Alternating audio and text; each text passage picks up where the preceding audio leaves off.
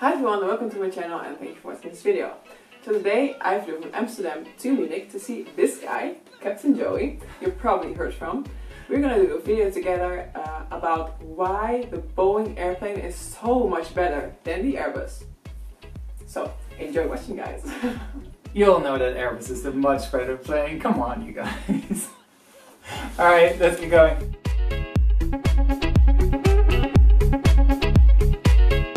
So to pull this off, we had to come up with a little ranking system. Anything good about either plane gets 1 point. So every one of us is going to mention 20 facts about their airplane and why it's so special. Okay, we'll try to list all sorts of different areas of our beloved plane and finally have a winner. So I think I should go first. See that? Only Airbus pilots don't know the quote, ladies first. Well, good luck with that then, Dutch pilot girl. And, oh look, you've already shaken my hand to congratulate me on my victory. Okay, you go first. So let's start with Boeing's philosophy. Boeing is very pilot-minded, meaning the pilot has the ultimate control over the airplane at all times. Boeing pilots tell the system what to do and awaits the pilot's response. And as far as I know, your Airbus is a flying computer and tells the pilot what to do and how to do it. Okay, that's a good start. I thought we were friends, right? Okay, your plane is old, it's very old. Some of the components in your Boeing are based on the designs of the 707, and that is manufactured in the 1950s. That's more than 60 years ago. And you still have paper checklists, which you use during an emergency. What's that all about? My Airbus A320, on the other hand, will inform which system is inoperative via the ECAM and lights up the switches which need to be pushed in order to isolate the faulty system. And once the switch is pushed, then the item gets ticked off by the ECAM, so you're still using a pen to tick off your item. That's so retro. And if something breaks in your Boeing, there's no way to repair it. If it's broken, it is broken. That might be true, but that's definitely better than just shutting down the whole aircraft in order to reset your faulty system. And hope for the best when you turn it back on again. So you really want to go down this road? Okay, let's compare your cockpit to mine. Yours is a total mess. It seems like guys who built the plane didn't really know where to put all the switches, which by the way come in all different shapes and sizes and look like you can get them from Home Depot. Oh, we forgot one switch. Where shall we place this one, Bob? Wherever you'll find some leftover space, Bill. So look at my cockpit. It is nice and clean. It's all in place. Everything is perfectly laid out and the switches are background lit. Your cockpit might be perfectly laid out, but your plastic switches are not even comparable to our steel switches. A few months in the desert with your airplane and it's just completely covered in one big plastic soup.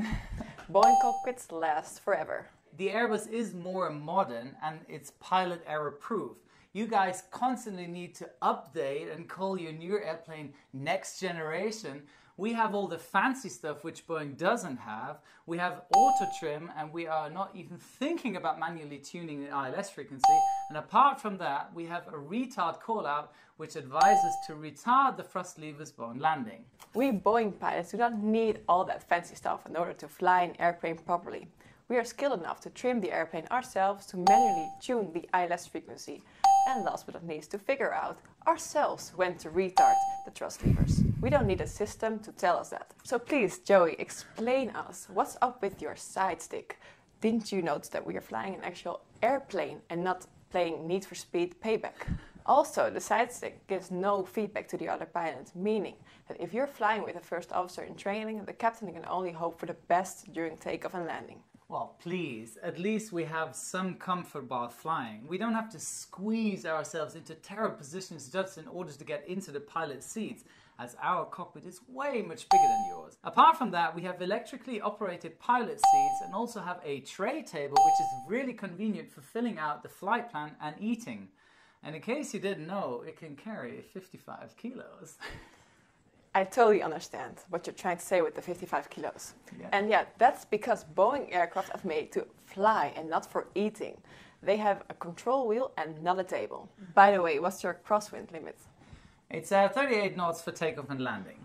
Okay, 33 knots on the 900 with winglets. Okay, it's called a sharklet on the Airbus, by the way, which sounds so much cooler. It might sound cooler, but we've had them so much longer than your little wingtip fences. Okay, but Airbus has a clean upper wing surface. You have those little vortex generators which look like your wing has pimples.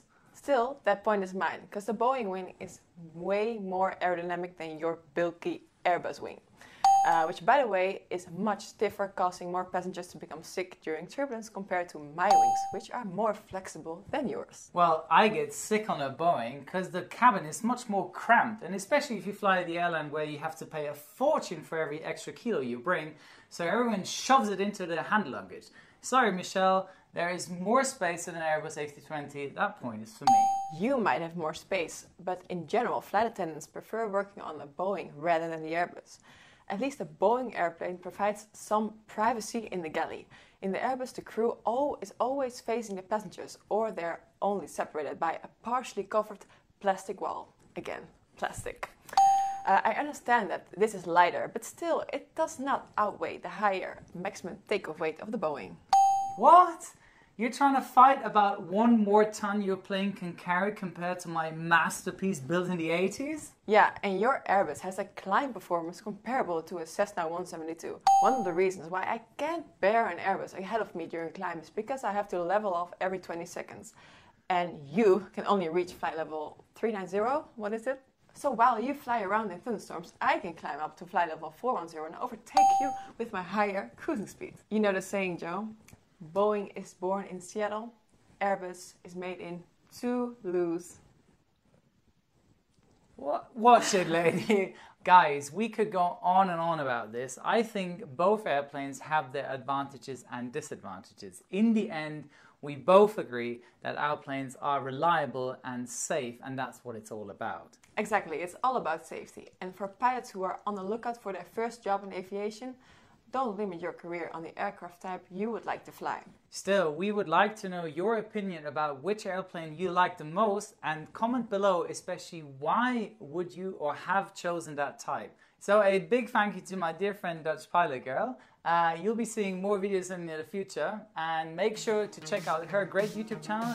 The link is in the description box below. So thank you all very much for your time. Don't forget to perform a touch and go at my Instagram account, and don't forget to hit the subscribe button right there, right? Plus the notification bell so you won't miss out upcoming videos. All the best. See you next week. Your Captain Joey. This is the recording. Yes, go. As you can see, this is leading to nowhere, so let's get started with an Airbus versus Boeing battle to see which company builds the better plane. What are you... Okay, good. Okay, so stop. Stay here. Okay, so let's start with... I'm sorry. Let's do it again. Okay. I didn't do the sentence really good. It should be like, and you can carry 55 kilos. Oh yeah. You have to be like sort of yeah, okay. yeah, exactly. The little dirty look, you know. I'm sorry. I'll try to get to do it. So a big thank you to my dear friend DutchPilotGirl. We're like, are you gonna shake hands? No, okay. Just go like. Yeah.